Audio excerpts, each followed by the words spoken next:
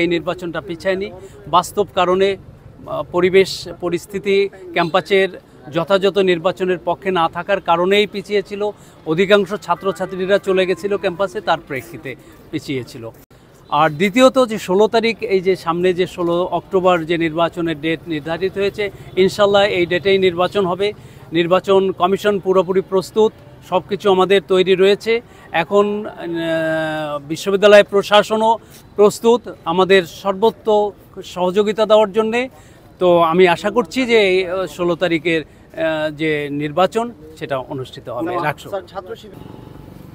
তো না, এইটা আমি তো মনে করি যে এখন কোনো ধরনের এই ধরনের প্রোগ্রাম না করাই উত্তম। কারণ এটা কেউ যদি কমপ্লেন না করে তাহলে ওটা লক্ষ্য করব না। কিন্তু যেহেতু আমাদের কাছে আমরা জানি না যে এরকম কিছু করছে, ছাত্র শিবিরের পক্ষ থেকে আমার কাছে একটা স্মারকলিপি দেওয়া হয়েছে। তো আরও কয়েকটা বিষয়ে আমাদের নির্বাচন কমিশনের দৃষ্টি আকর্ষণ করা হয়েছে, আমরা সেগুলো দেখব। বিভিন্ন জন বিভিন্ন রকমের হতাশার কথা বলছেন, এটা কয়েকবার নির্বাচন পিছানোর কারণেই।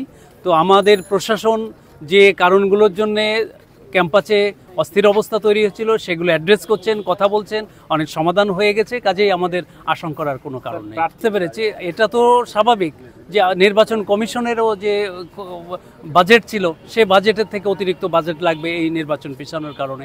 প্রত্যেকটা ক্যান্ডিডেটের অতিরিক্ত খরচ লাগছে।